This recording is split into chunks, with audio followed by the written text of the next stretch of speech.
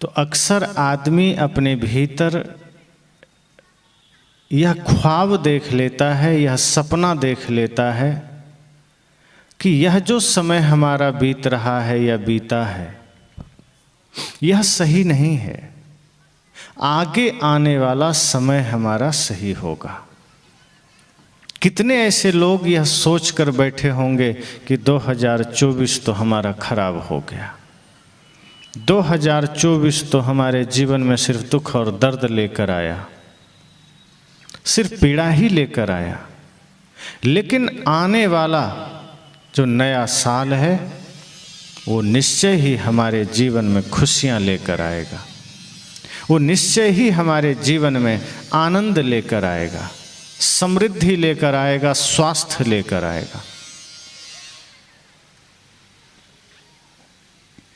परंतु यह हमारा सोचना कि आने वाला समय हमारे जीवन में खुशियां लाएगा, यह बिल्कुल गलत है। जो समय हाथ में है, अगर इसे हम सही ना कर सके, अगर इसमें हम प्रसन्न ना हो सके, तो क्या भरोसा कि कल के दिन आप खुश हो लेंगे। एक कौवा गांव छोड़कर भाग रहा था, एकदम पूरी तैयारी कर लिया था, फैमिली सहित निकल गया गांव से। और गांव के बाहर जब निकल ही रहा था, कोयल से भेंट हो गई। कोयल ने कहा, कहाँ जा रहे हो? कौआ ने कहा, बस अब मत पूछो, ये गांव बड़ा दुष्ट है, इस गांव में अब रहना नहीं, अब मैं किसी और गांव में जा रहा हूं। कोयल ने कहा, हुआ क्या? कहा, इस गांव के लोग जब देखो हाथ में पत्थर उठाए रहते हैं, थोड़ा सा कुछ हुआ नहीं कि ले ढेला पत्थर। ऐसी जगह रहने से क्या फायदा, इसलिए मैं ये गांव ही छोड़ रहा हूं, मैं कहीं और जा रहा हूं। कोयल ने कहा, तुम्हें गांव छोड़ने की जरूरत नहीं है, और तुम ये सोच रहे हो कि तुम जहां जाओगे वहां के लोग फूल माला से स्वागत करेंगे। तुम भूल में हो। ध्यान रहे, तुम अगले गांव में जाओगे, वहां भी तुम ढेला ही खाओगे, वहां भी तुम पर पत्थर ही फेंके जाएंगे। इस भ्रम में मत रहना कि तुम कहीं और जाओगे तो स्वागत होगा तुम्हारा। कहा, तो रास्ता क्या है? कहा, रास्ता इतना सा है कि तुम काँव काँव करना छोड़ दो, ये गांव भी ठीक ही है। तुम काँव काँव करोगे, धरती पर कहीं भी जाओगे, ढेला ही खाओगे। अब तुम काँव काँव करना छोड़ना नहीं चाहते, गांव छोड़ने के लिए तुम तैयार हो, तो गांव छोड़ते रह जाओगे, धरती भी छोड़ दोगे, तो मारे चले जाओगे। लेकिन काँव काँव करना छूटा कि ये गांव भी ठीक ही है, मैं भी इसी गांव में रहता हूँ और मुझे तो कोई ढेला नहीं मारता। शकल से तो हम दोनों एक जैसे हैं, तुम भी काले हम भी काले। लेकिन तुम काँव काँव करते हो, इसलिए लोग पत्थर उठा लेते हैं। मेरी ध्वनि, मेरी आवाज़ प्यारी है, लोग सुनने के लिए बाहर निकल आते हैं। तो फर्क इतना ही है कि तुम्हें जगह नहीं बदलना है। और अभी क्या होगा, कैलेंडर बदल जाएगा, 2024 के जगह 25 लिखा जाएगा, और क्या बदलेगा? लोग वही रहेंगे, समस्याएं वही रहेगी, जीवन वही रहेगा, जीने का ढंग वही रहेगा, दुख नहीं मिटेगा। संत कहते हैं, कैलेंडर बदले, उसके साथ साथ मन भी बदले। और जब मन बदलेगा तो आप जहाँ हैं वहीं आनंद है, जहाँ हैं वहीं स्वर्ग है। फिर कोई पत्थर नहीं फेंकेगा, फिर कोई आपके ऊपर कीचड़ नहीं उछालेगा, फिर जहाँ थे वहाँ भी आनंद था। अब जैसे यहाँ सूर्योदय हुआ, अब कोई कहे मुझे यहाँ सूरज नहीं दिख रहा, तो आप कहेंगे तुम अंधे हो। सूरज उगा है तो दिखेगा ही, और नहीं दिख रहा है तो अंधे हो। अब वो आदमी कहे नहीं, मैं तो ठीक ही हूँ, सूरज भी उगा है, इसका मतलब यहाँ के लोग पापी हैं, इसलिए सूरज दिखना बंद हो गया, तो मैं दूसरे गांव चला जाता हूँ। तो आपको क्या लगता है, दिखेगा उससे? धरती पर कहीं चला जाए, धरती तो छोड़ो, वो साक्षात सूर्य ग्रह पर भी चला जाए और अंधा है तो सूरज नहीं देख पाएगा। लेकिन आँखें ठीक है तो यहाँ ही देख सकता है, इसी गांव में देख सकता है। इसी तरह से अगर मन ठीक है तो धरती का कोई कोना बुरा नहीं है, कोई भी जगह बुरी नहीं है। जहाँ आदमी खड़ा हो जाए वहीं आनंद है, वहीं परमानंद है, वहीं सुख है। अच्छे मन वाला व्यक्ति नरक को भी स्वर्ग बना लेता है, बिखरे हुए जीवन को भी एक सूत्र में बांध लेता है। और प्रेम ही वह सूत्र है जो बिखरे हुए जीवन को एक रस एकजुट कर देता है। लेकिन अगर हम पहले ही मन में कचरा भर रखे हैं तो धरती के किसी कोने में चले जाएं, दुख ही तो मिलेगा। परिवार में दुख हो, चाहे समाज में, चाहे अपने जीवन में, चाहे अकेले में बैठ के कोई रो रहा हो, कारण कोई दूसरा नहीं है। और हम उम्मीद लगाए बैठे हैं कि कल जैसे ही 2025 शुरू होगा हम सुखी हो जाएंगे, हम आनंदित हो जाएंगे। मन बदलने को राजी नहीं है। सारी बीमारियों का जड़ हमारा मन है और मन हम परिवर्तित करने को तैयार ही नहीं। किसी के प्रति कोई द्वेष का भाव आ गया, हम उसे मिटाने को राजी नहीं है। सत्संग सुनते हैं, सत्संग की बातें पंडाल निकलते ही भूल जाते हैं। किसी ने गाली दी, उसे गांठ बांध लिए। 2024 की गालियां 2025 में हम याद रखते हैं, पर 1 घंटा पहले का सत्संग हमें याद नहीं, तो कैसे शांति आएगी। संत कहते हैं एक एक बीते हुए पल से जब आप मुक्त होना शुरू कर देंगे, आप देखेंगे जीवन में एक नया सवेरा शुरू हो गया। हम तो अतीत को इस तरह पकड़ कर बैठ जाते हैं कि जैसे वही सब कुछ था, आने वाला कल में कुछ नहीं, वर्तमान में कुछ नहीं।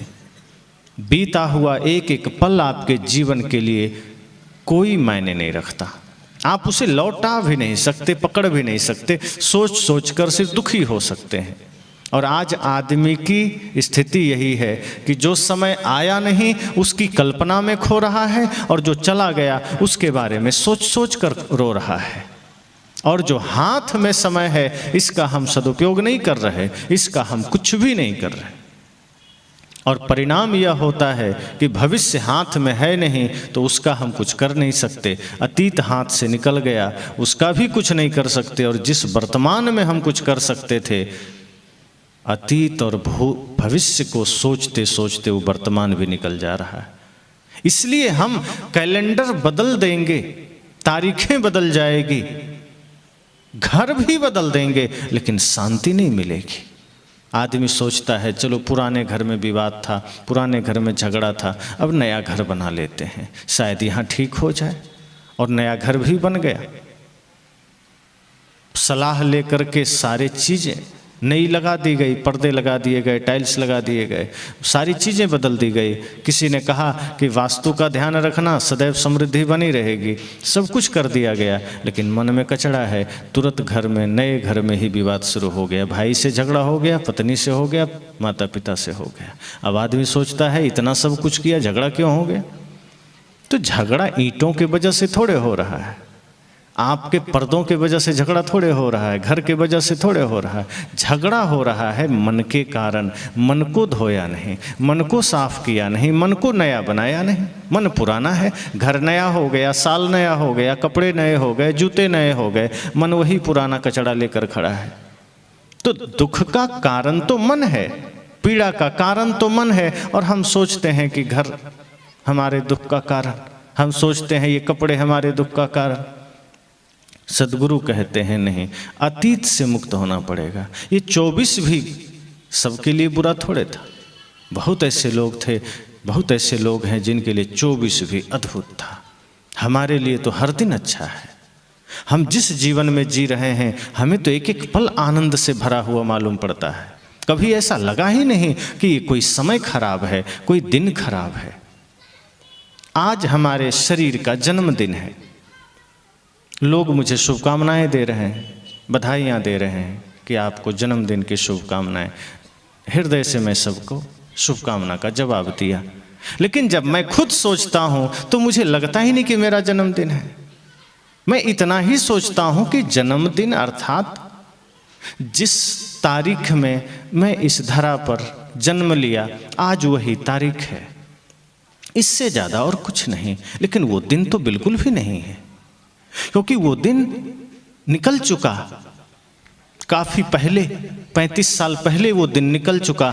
आज तो बिल्कुल नया दिन है और ये जन्मदिन नहीं हो सकता। जब मैं सोचता हूं कि मेरा एक एक पल तो निकल चुका है, वो हाथ में नहीं है, फिर ये आज 35वां जन्मदिन या शायद 36वां होगा, ये मेरा 36वां नहीं हो सकता, क्योंकि इससे पहले के जो समय बीते हैं वो तो बीत गया, हाथ में थोड़े है। तो हाँ, ये हो सकता है कि ये मेरा मृत्यु दिन हो सकता है, क्योंकि एक एक पल में मर चुका हूं। अब जो समय मेरे पास है आगे का है, पीछे का मैं लौटा नहीं सकता। अगर आप गहराई से सोचें तो हमारा 35 साल मर चुका, वो लौटेगा क्या?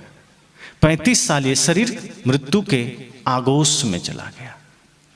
और यह भूल ना हो किसी से कि हम अचानक मरते हैं, एक एक दिन एक एक पल हम मरते हैं। ये शरीर एक एक क्षण मरता है, कभी अचानक मृत्यु नहीं घटित होती।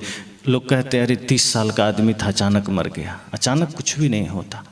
इस धरती पर जिस दिन हम कदम रखते हैं, बल्कि माँ के गर्भ में जिस दिन हम आते हैं, मृत्यु हमें छीन करना शुरू कर देती है। उसका काम ही है कि जैसे ही यह शरीर में जीवन आता है कि मृत्यु साथ में आती है, अलग से कभी नहीं आती और अचानक नहीं आती, वो साथ साथ चलती है।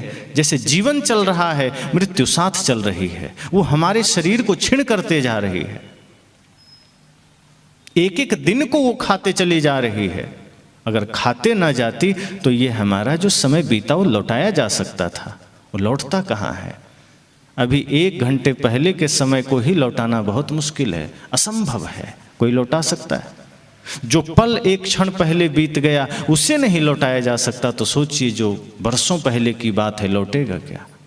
इसलिए जब मुझे कोई शुभकामना देते हैं, मैं सहज भाव से धन्यवाद देता हूँ और मैं कहता हूँ ये तो मेरा पुण्यतिथि हो सकता है, मेरा मृत्यु दिन हो सकता है, क्योंकि एक एक पल हमारा शरीर मृत्यु की तरफ जा रहा है। तो ये शरीर का मृत्यु दिन हो सकता है। रही बात आत्मा की, तो वो तो अजर अमर है। नास्ते भावो विद्यते ना भावो विद्यते सता। कृष्ण कहते हैं जो है उसका नाश नहीं होगा, जो नहीं है उसका कहीं से आ नहीं जाएगा। जो है वो कभी उसका अभाव नहीं हो सकता, और जो नहीं है वो कहीं से आ नहीं जाएगा। ये आत्मा सदा है, नित्य है, अखंड है, अविनाशी है, ये कभी मरता नहीं। शरीर के साथ इसका व्यवहार है कपड़ों की भांति। जैसे कपड़े हम पहनते हैं, पुराने हुए बदल दिए, शरीर के साथ ही आत्मा वैसा ही काम करती है। शरीर थोड़ा इसे लगा कि अब लाचार हुआ, जर्जर हुआ, बदल दिया, दूसरा ले लिया, और कुछ नहीं। अब लोग कहते हैं कि तो फिर ये अवस्था हमें ध्यान क्यों नहीं रहता? क्योंकि हम जीते ही इतनी बेहोशी में हैं कि हम अपनी मृत्यु को देख ही नहीं पाते, और जब हम मृत्यु को ही नहीं देख पाते तो जन्म को कैसे देखेंगे? इसलिए ये बेहोशी का आलम यह है, बेहोशी की बात है कि हमारा जन्म और मृत्यु दोनों बेहोशी में हो रहा है, इसलिए जीवन बेहोशी में बीत जाता है। अगर हम हर पल होश में आ जाएं तो शायद अंतिम घड़ी में हम अपने मृत्यु को भी देख सकें। और ध्यान क्या है? जब व्यक्ति ध्यान करता है और जब गहरे ध्यान में उतरता है तो मृत्यु को ही देखने की कला है। होश में मृत्यु को देखना ही हम ध्यान कहते हैं। जब हम परम ध्यान में उतरते हैं, वस्तुतः हुआ अपनी ही मृत्यु को साक्षात्कार करना है, अपनी ही मृत्यु को देखना है। और जब होश में हम उतरते हैं, जब होश में हम आते हैं, तब उसे हम पूर्ण ध्यान कहते हैं। तब हमें पता चलता है कि वस्तुतः शरीर तो कब का हमसे अलग है, बस वासनावश, संस्कारवश हम इससे ज्वाइंट हो गए हैं।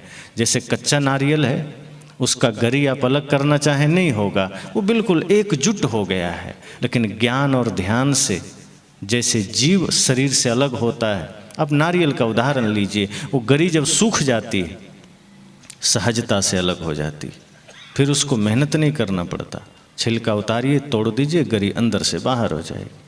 इसी तरह से जब हम ध्यान के द्वारा, ज्ञान के द्वारा, तप के द्वारा अपने सारे कर्म संस्कार वासना को सुखा देते हैं, सब कुछ दग्ध हो जाता है, जल जाता है, तो आत्मा रूपी गरी अलग हो जाती है, शरीर अलग, छिलका अलग।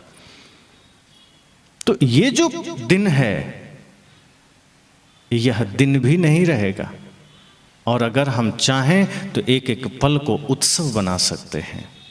हमने हर एक पल को उत्सव की भांति अगर जीना शुरू कर दिया, अगर हमने त्यौहार की भांति जीना शुरू कर दिया, तो आप देखेंगे कि आपका हर एक पल ज्योतिर्मय हो जाएगा, हर एक पल आनंद से भर उठेगा, फिर कोई दुख नहीं रहेगा। और एक बात और समझिए ये दुख हमारे सब बनावटी हैं। आत्मा का स्वभाव दुख है ही नहीं। ये दुख सब बाहरी हैं। हम ना चाहें तो कोई दुखी नहीं कर सकता। और एक बार आप संकल्प ले लीजिए कि कम से कम मुझे 1 महीना दुखी रहना ही नहीं, सुखी रहना है। किसी भी स्थिति में सुखी रहना है। आप देखेंगे धीरे धीरे आप सुखी होना शुरू हो जाएंगे। क्योंकि जो कोई भी आपको दुखी कर सकता था, जो कोई भी आपको पीड़ा दे सकता था, आपका मनोबल इतना ऊंचा हो जाएगा कि दूसरा उसमें सफल ही नहीं हो पाएगा। आप जिस दिन अपना मालिक बन जाएंगे, कोई दूसरा आपको दुखी कर ही नहीं सकता। हम दुखी ही होते हैं दूसरों के वजह से, अपने वजह से कभी दुखी नहीं होते। और हम जब दूसरों को इतना अधिकार ही नहीं देंगे कि दूसरा हमें दुखी कर सके, तो आप देखेंगे कि आप क्षण क्षण सुखी होना शुरू हो जाएंगे। और एक बार आप प्रयास करके देखिए, अगर 1-2 महीने आप खुद में सुखी हो गए, तब आपको पता चलेगा दुख तो दूसरों के वजह से था, सुख तो हमारे अपनी वजह से है। और जो चीज़ अपने सामर्थ्य से जागृत किया जा सकता है, वो कोई छीन नहीं सकता। अगर सुखी आप दूसरे के वजह से हो रहे हैं, तो दुखी आप होंगे, क्योंकि दूसरा 24 घंटा एक रस रहे, कोई भरोसा है? मान लीजिए आप धन के वजह से सुखी हैं, तो धन हमेशा बना रहेगा क्या? धन जैसे ही कम होगा, कोई लेगा, आप दुखी हो जाएंगे। अगर पत्नी के वजह से आप सुखी हैं, पत्नी हमेशा एक रस नहीं रहेगी, आप दुखी हो जाएंगे। घर के वजह से आप सुखी हैं, घर में दरारें पड़ जाएगी, आप दुखी हो जाएंगे। लेकिन अगर आप अपने भीतर अपने आप में सुखी हो जाइए, तो दुनिया की कोई चीज़ आपको दुखी नहीं कर सकती। हम तो अपने जीवन का रिमोट ही दूसरे को दे देते हैं। जैसे टीवी है, रिमोट हाथ में ले लीजिए, इतनी बड़ी टीवी, बड़े आधे घर में, पूरे घर में आजकल टीवी लगती, छोटा सा रिमोट, और आदमी जब मन आया दबा दिया। कभी आस्था लगा दिया, कभी संस्कार लगा दिया। अब बुजुर्ग हैं तो आस्था संस्कार लगा दिए, कभी कभी न्यूज लगा दिए, और बच्चे हैं तो कार्टून लगा दिए, थोड़ा जवान हैं तो फिल्मी चैनल लगा दिए। लेकिन टीवी कभी नहीं कहती है कि तुम हमको बदल काहे रहे हो। इतनी बड़ी टीवी कुछ नहीं कर सकती। आस्था चैनल लगा दीजिए तो टीवी धन्यवाद नहीं देगी कि अच्छा हुआ तुमने धार्मिक चैनल लगा दिया, और फिल्मी चैनल लगा दीजिए तो टीवी नाराज नहीं होगी कि तुमने क्यों लगा दिया। आप मालिक हैं, टीवी चलती रहेगी जैसे मन वैसे। हर क्षण बदलिए टीवी, हो सकता है ज़्यादा दिक्कत में ख़राब हो जाएगी, बोलेगी नहीं। वैसे हम भी अपने जीवन का रिमोट दूसरों को दे देते हैं कि तू रख। जब दूसरे का मन हुआ बटन दबा दिया, हम क्रोध में आ गए। दूसरे का मन हुआ बटन दबा दिया, हम गाली देने लगे। दूसरे का मन हुआ बटन दबा दिया, हम झल्ला गए, हम निंदा शिकायत में आ गए। दूसरे ने बटन दबाया, थोड़ा हम मुस्कुरा दिए। जैसा चाहा दूसरे ने बटन दबाया, हम हंसे, मुस्कुराए, रोए। मतलब हमने स्वयं का नियंत्रण ही दूसरे को दे दिया। वो चाहे तो हमें हंसा दे, वो चाहे तो रुला दे। अब जब दूसरे को ही नियंत्रण आपने दे दिया, तो दूसरा मालिक हुआ, आप नौकर हुए। वो जब चाहे आपको हंसाए। संत कहते हैं मालिक बनिए। जीव तो मालिक है ना, और जीव अगर नौकर बन जाए तो क्या स्थिति होगी? दुख से कोई मुक्ति नहीं दे सकता। और फिर हम कहते हैं दुख ने, भगवान ने दुख दिया। फिर हम कहते हैं कि परमात्मा ने दुख दिया। ये परमात्मा है कि शैतान है? दुख देगा आपको, परमात्मा ही तो है, क्यों दुख देगा? आपसे कोई दुश्मनी थोड़े है। भगवान की किसी से कोई वैर है क्या? वो तो, अब आप खुद सोचिए, आपके 2 बच्चे हैं, एक बच्चा धर्मात्मा है, एक दुष्टात्मा है, मान लीजिए, और आप पिता हैं, और आपको ये अधिकार दे दिया जाए कि आप अपने बच्चे का भविष्य लिखिए, तो आप क्या करेंगे?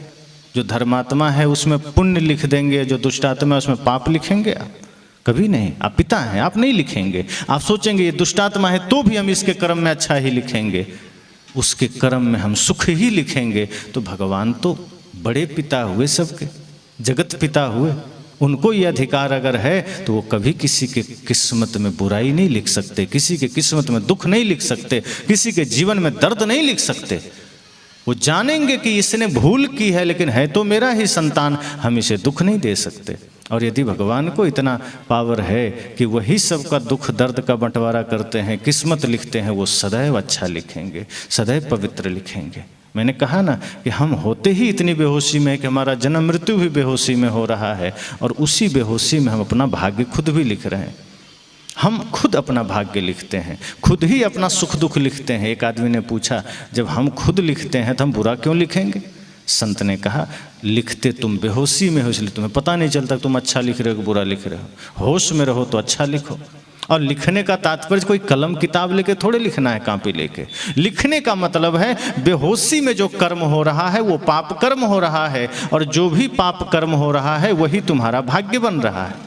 अब तुम अच्छे कर्म करो होश में आकर के, वो भाग्य अच्छा बनेगा। अगर बेहोशी में पाप कर्म हो रहे हैं तो भाग्य गलत बनेगा, दुख आएंगे जीवन में।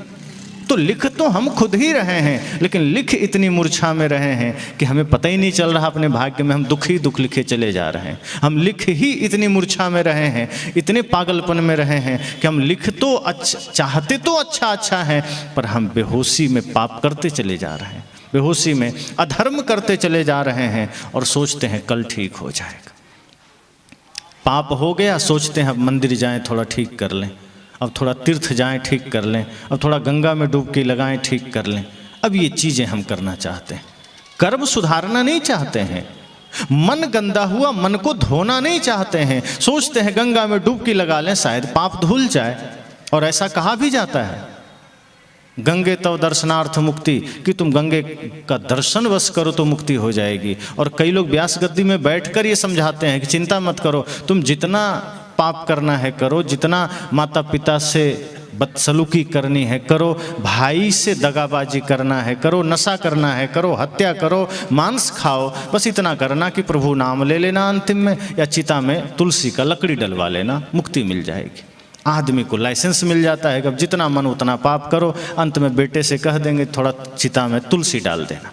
इतना सस्ता सौदा मिल गया और हमें लगता है काम बन गया, पर ये नासमझी से ज़्यादा और कुछ भी नहीं। जब तक मन ठीक ना होगा, कर्म ठीक ना होंगे, कुछ नहीं मिलेगा। और हमें ये लगता है कि बाहर कुछ कर लेंगे तो हो जाएगा, कि बाहर डुबकी लगा लेंगे तो हो जाएगा। एक गंगा में डुबकी लगाने से कहीं पाप धुलता है?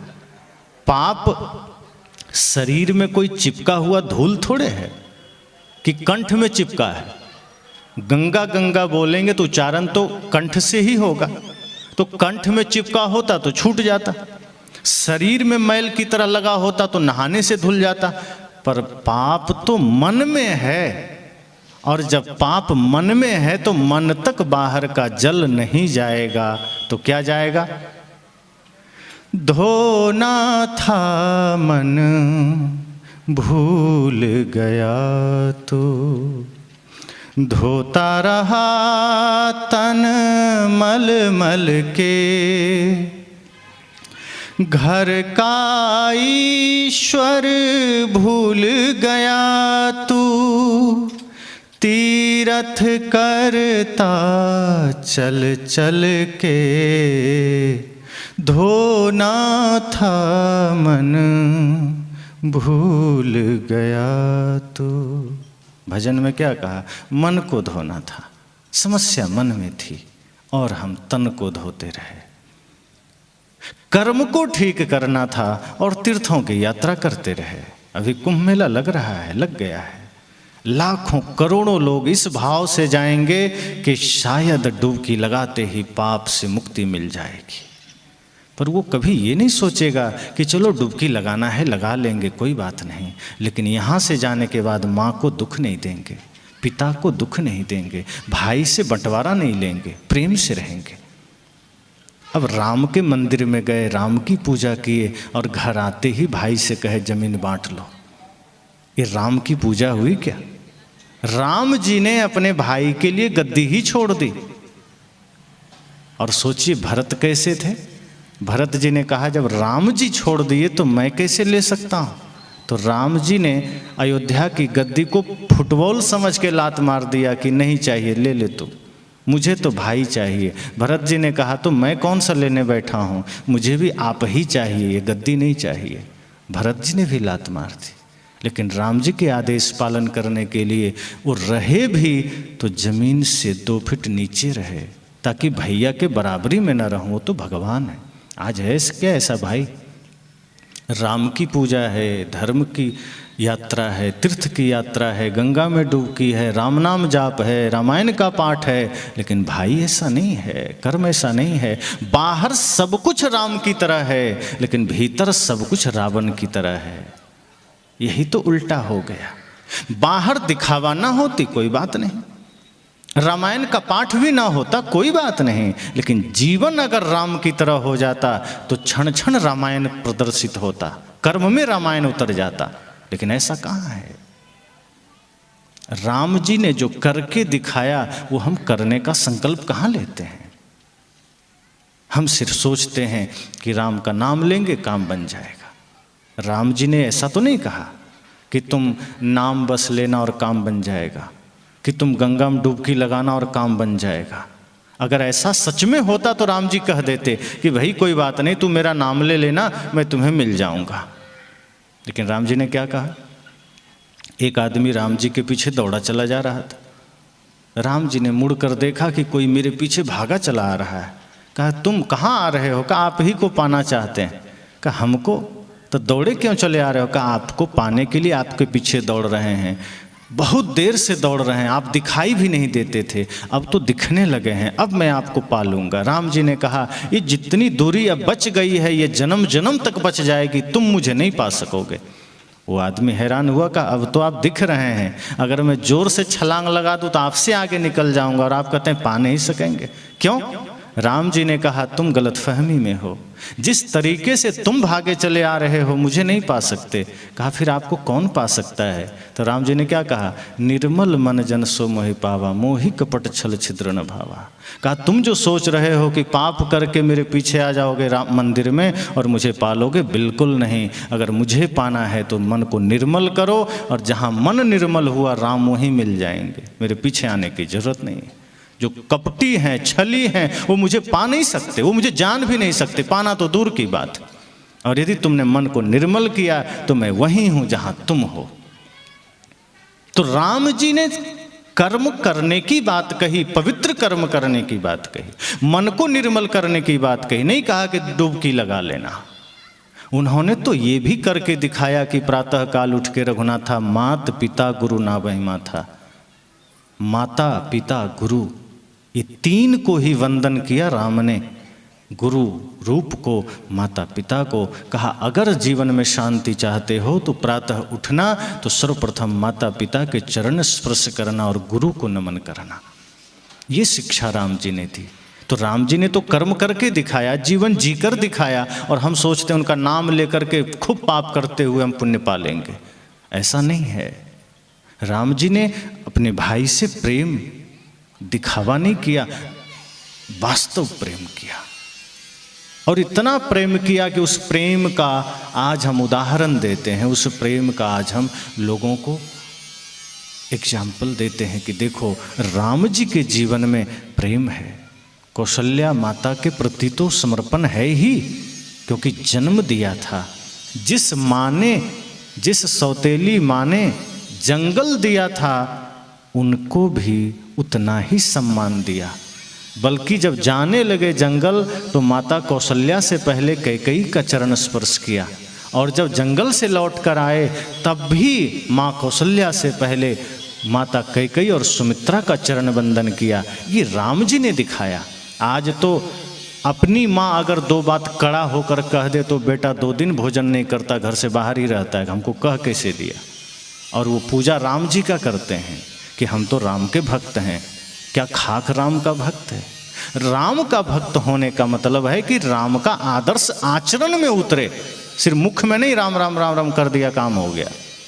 ये तो ऐसा ही हुआ, मुख में राम बगल में छुरी, कि मुख में तो राम राम है बगल में छुरी रखे हुए हैं। राम कहते हैं नहीं, वास्तव में प्रेमी बनो, वास्तव में मातृ पितृ भक्त बनो, वास्तव में गुरु भक्त बनो, वास्तव में राष्ट्र भक्त बनो। लोगों ने कहा राम जी से कि हे प्रभु पूरी दुनिया आपका भजन करती है, आपका स्मरण करती है, आपका गुणगान करती है, सब आपको भजते हैं, कोई है ऐसा जिसको आप भजते हैं। जानते हैं राम जी ने क्या कहा, भरत सरिस को राम सनही, जग जप राम राम जप जेहि। उन्होंने कहा भरत से प्यारा मुझे और कौन हो सकता है। दुनिया मुझे राम को भजती है, मुझे मेरा स्मरण करती है, मैं अपने प्यारे भाई भरत को भजता हूँ। सोचिए कितना प्रेम है। और हम सोचते हैं नाम जप करके, व्रत करके, तीर्थ में यात्रा करके पुण्य मिल जाए। कर्म बदलना नहीं चाहते। राम ने, कृष्ण ने अपने कर्म से दुनिया को शिक्षा दी कि जब तक तुम्हारे कर्म पवित्र नहीं होंगे तुम कुछ नहीं पा सकोगे। और हम सोचते हैं कि उनका नाम लेके हम कुछ भी कर लें। कर्म चाहे कितना भी बुरा बना रहे, चाहे हमारा मन कितना भी गंदा बना रहे, और हम सोचते हैं पूजा करें और कल हमारा सब कुछ नया हो जाए। तो नया करना है तो मन को भी तो नया करना पड़ेगा। स्वर्ग चाहिए तो कर्म को भी तो पवित्र करना पड़ेगा। कर्म है गंदा, मन है गंदा, और सोचते हैं स्वर्ग मिल जाए। साहब ने कहा कि हम सदैव यह सोचते हैं कि जो अच्छा समय था वो या तो आगे आएगा या बीत चुका, वर्तमान सबसे गंदा है। हम इसमें क्या कर सकते हैं। और गंदा इसलिए लगता है क्योंकि हम जो बीता हुआ समय है उसकी चर्चा और उसकी कल्पना में है, और जो आने वाला समय है उसके बारे में सोच सोच के परेशान है। वर्तमान में जीना ही नहीं चाहते, इसलिए सब कुछ मिथ्या लगता है, इसलिए सब जगह दुख नजर आता है। दुख है ही नहीं, दुख हम सिर्फ तैयार करते हैं। हमने दुख तैयार किया है, हमने पीड़ा तैयार की है। साहब तो कहते हैं आछे दिन पाछे गया, हरि से किया न हेत। साहब ने कहा कि जो अच्छा दिन था पीछे चला गया, अब तुम क्या सोच रहे हो। ये और चला जा रहा है। जो वर्तमान तुम्हारा बेहतर हो सकता था, अच्छा हो सकता था, वो खिसकता जा रहा है। तुमने कुछ किया नहीं। गुरु से, सदगुरु से तुमने प्रेम नहीं किया। संसार से तो कर लिया, दुनियादारी से कर लिया, धन दौलत से प्रेम कर लिया, लेकिन गुरु से प्रेम नहीं किया जो तुम्हें जीने का राह बता सकते थे। वहां से तो भागता रहा। अब पछताए होत क्या जब चिड़िया चुग गई खेत। आछे दिन पाछे गए, गुरु से किया न है, तब पछताए होत क्या जब चिड़िया चुग गई खेत। कहा अब समय निकल गया, अब पछताने से क्या होगा। जब समय था तो जागे नहीं। जब कुछ कर सकते थे, किया जा सकता था, जीवन को जिया जा सकता था प्रेम से, सत्य से, अहिंसा से, तो जिया नहीं, निकल गया और अब रो रहे हैं। लेकिन अगर हमारे भीतर थोड़ी सी जागरूकता आ जाए, थोड़ा धैर्य आ जाए, तो पुनः एक नया सवेरा हमारा स्वागत कर सकता है। लेकिन जैसे ही सूर्यास्त होने को होता है हम रोने लगते हैं, उस सूर्यास्त हो गया, दिन निकल गया, अब मैं क्या करूं।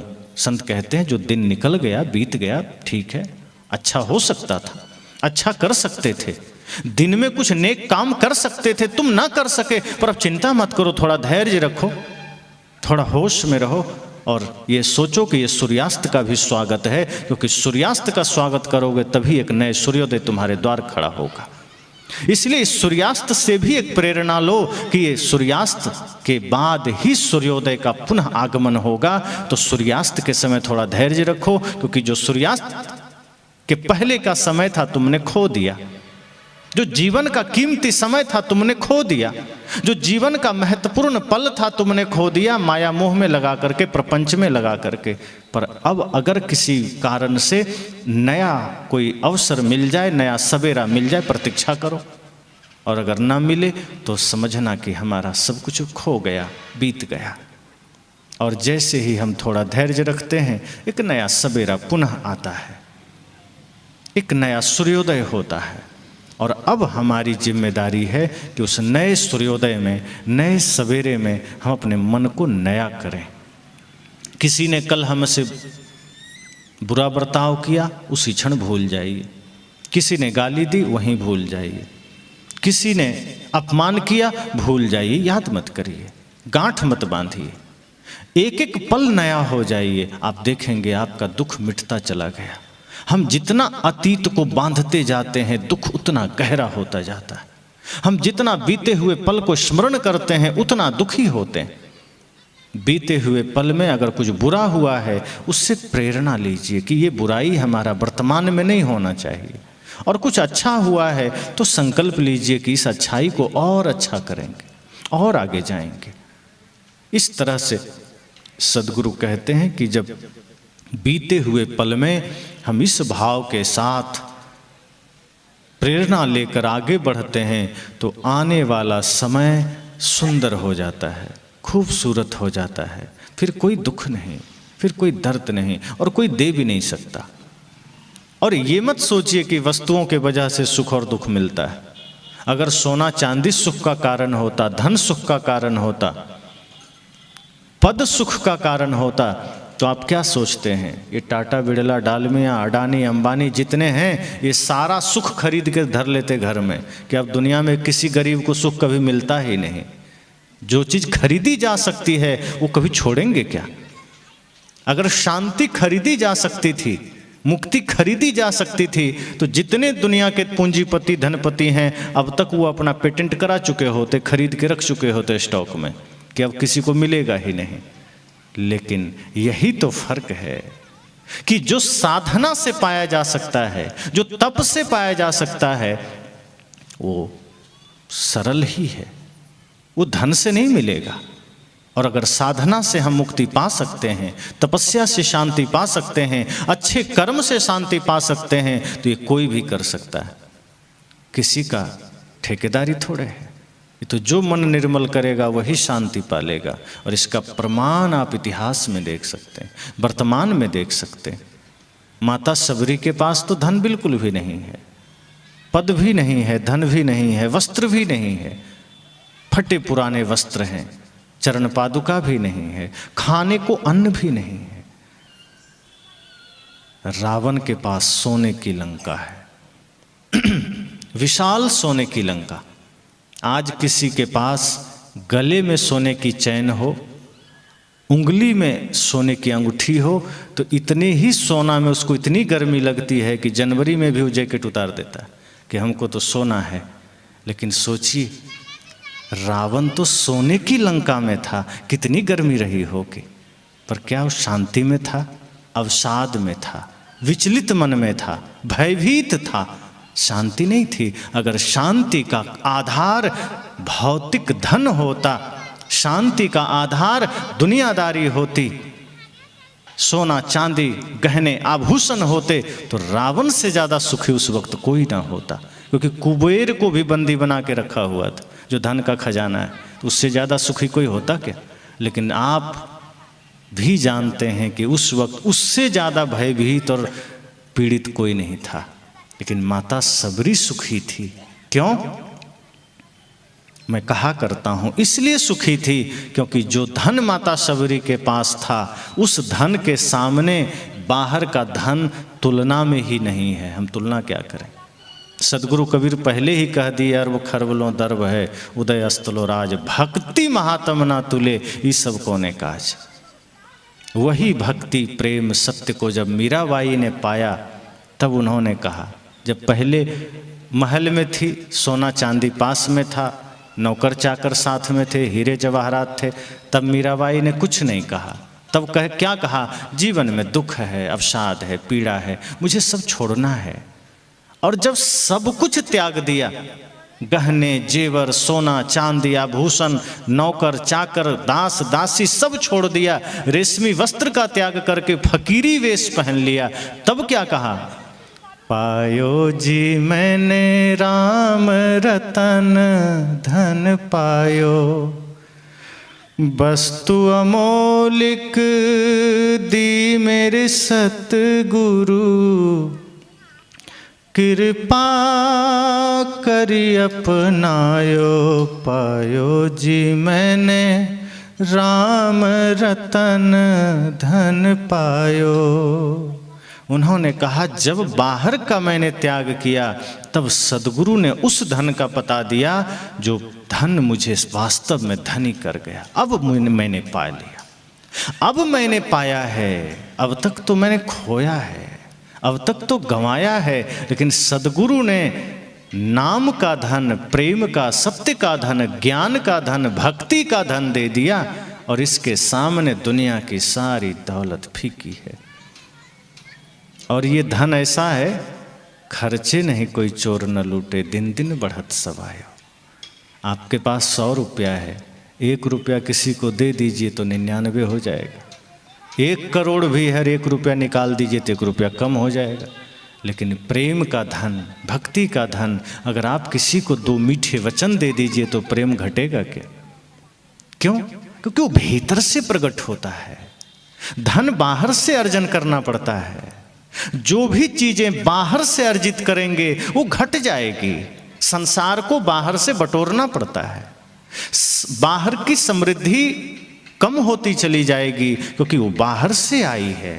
टंकी में आप पानी भरते हैं ना, किसी के छत पर 500 लीटर की, किसी के छत पर 1000 लीटर के, कोई है 5-5 हज़ार की, 10-10 हज़ार की टंकियां बना लेते हैं। और पूरे मोहल्ले के लिए 50-50 हज़ार, 1-1, 2-2 लाख की टंकियां बनती।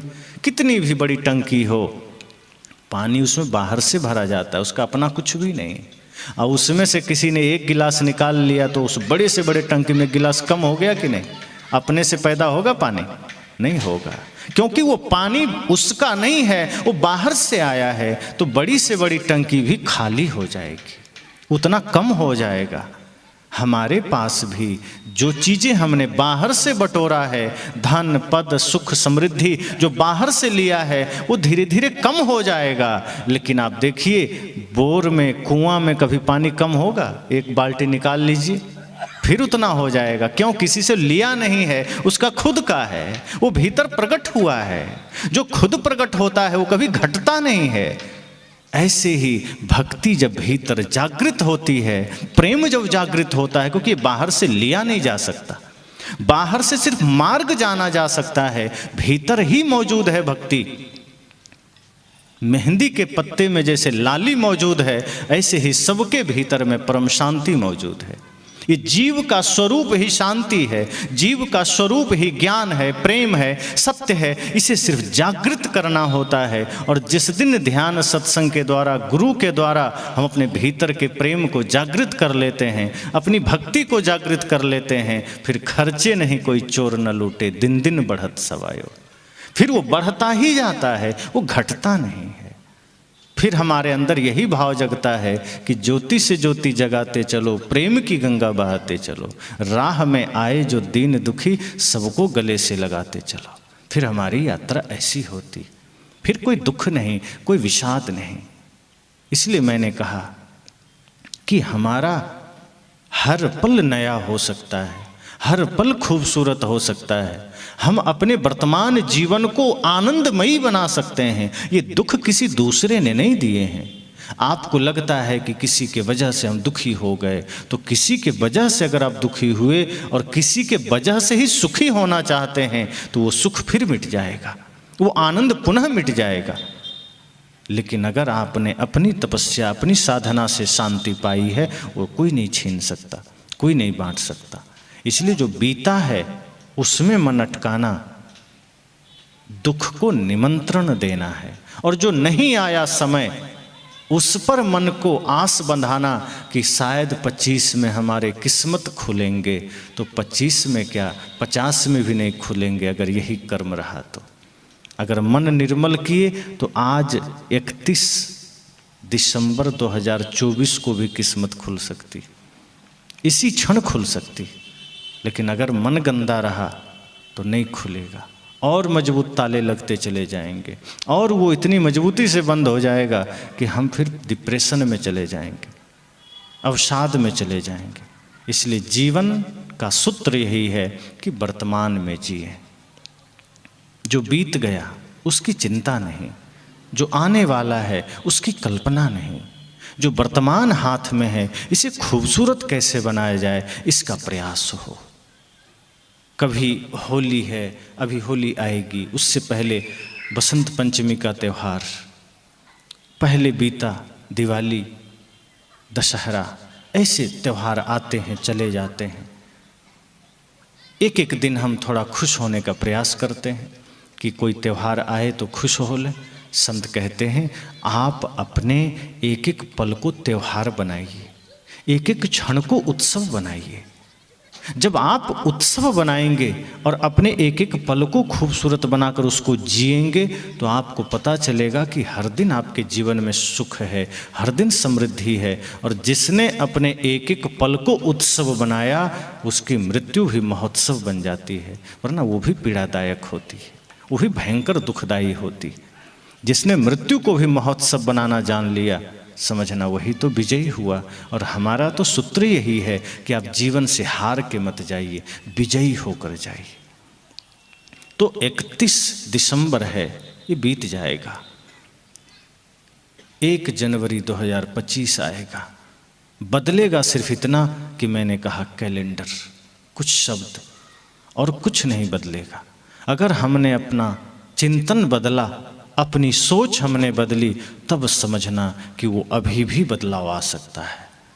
ये अच्छा समय प्रतीक्षा में थोड़े है कि वो रुका हुआ है कि नहीं अब 31 में क्या जाना, एक को ही आएंगे, कहीं बैठा थोड़े, आपके ही भीतर है, आपने ही दरवाजे बंद कर रखे हैं।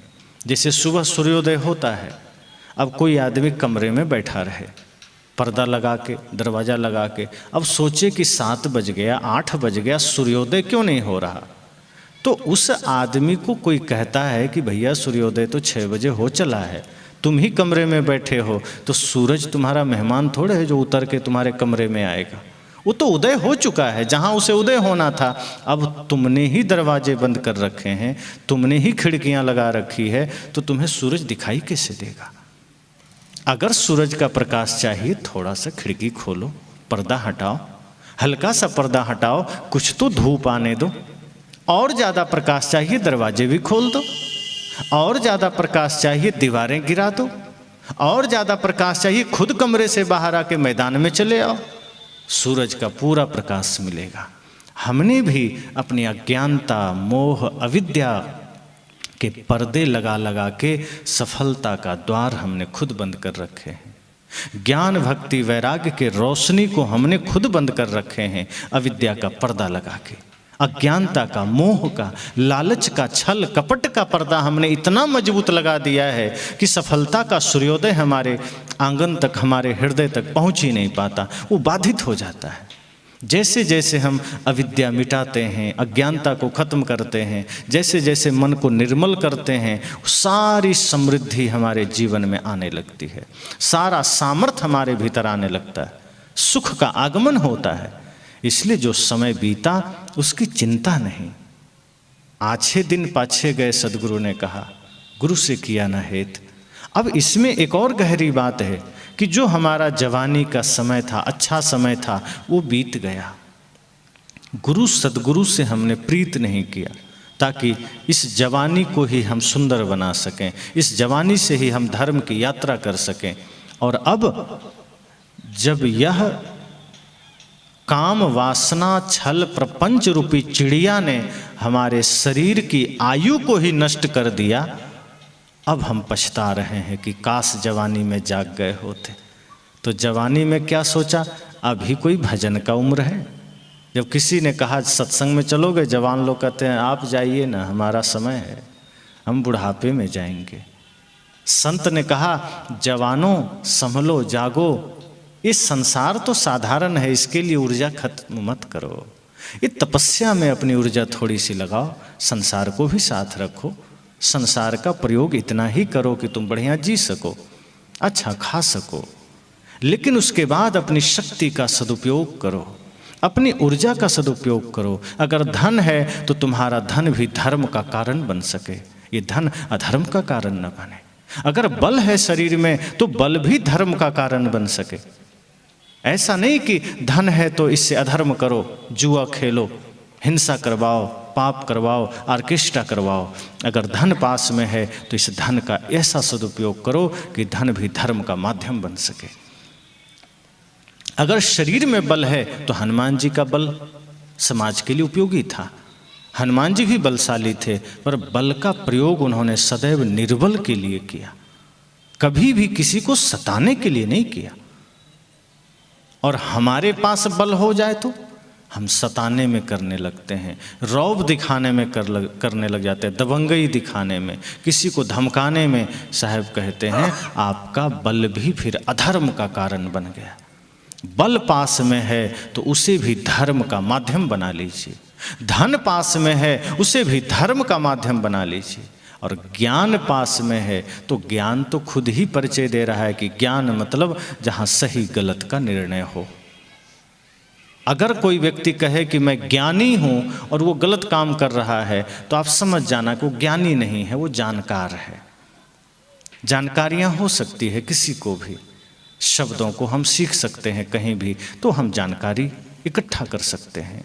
पर कोई कहता है मैं ज्ञानी हूँ और उसके जीवन में कोई बुराई दिखे तो समझ जाना ये ज्ञानी नहीं हुआ, अभी ये जानकारियाँ इकट्ठी कर लिया, बड़ा जानकार आदमी है।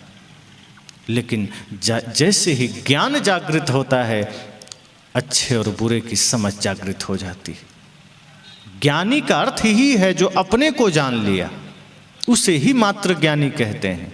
शब्दों को जानने वाला जानकार होता है, वो ज्ञानी नहीं होता। जिसने स्वयं को जाना, आत्मा को जाना, अपनी ओर जानने का प्रयास कर लिया, वो ज्ञानी हुआ या वो ज्ञानी होने के मार्ग पर है।